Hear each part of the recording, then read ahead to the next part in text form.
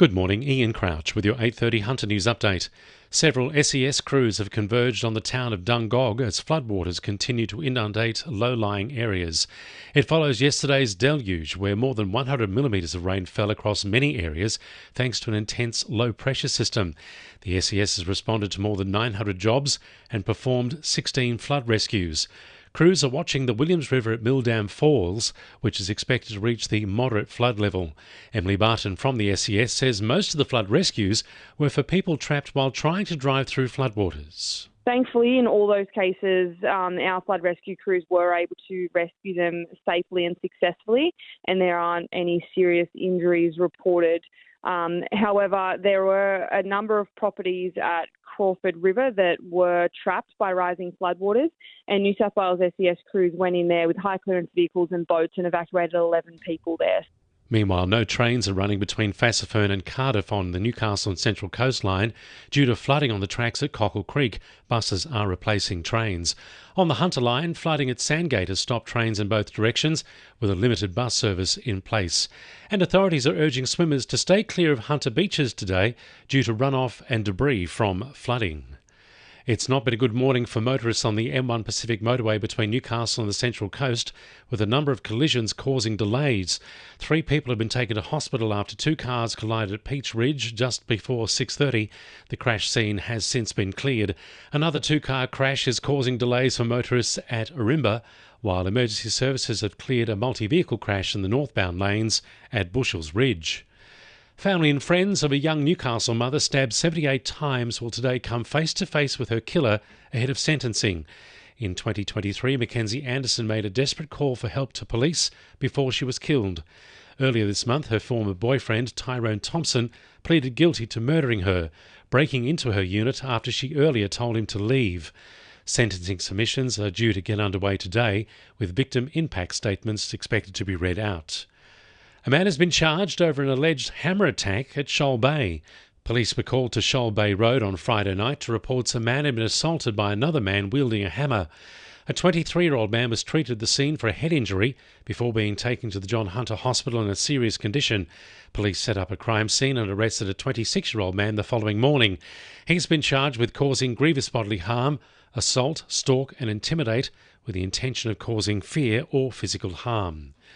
A Hunter expert says he wants to see governments better factor in the risk of earthquakes when making decisions on infrastructure.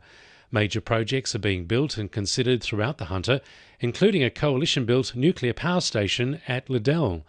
University of Newcastle Associate Professor Iftikhar Ahmed has a background in disaster resilience. He says it's up to all levels of government. The Warragamba Dam, which is also being extended and built up, that is also not very far from the fall. So there are all these massive infrastructural projects which need to be on the radar of politicians and councillors and others who are responsible.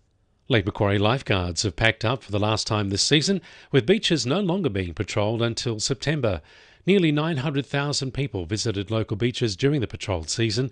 From late September to this month, lifeguards have been busy attending to 2,500 first aid incidents and rescuing 50 people. Team leader Chris Wilson says they'll be looking at how to better prepare for next season. So our beach lifeguards form an education program throughout the local schools throughout winter, so it's really important to get that education piece out there about water safety, and they maintain their training and fitness.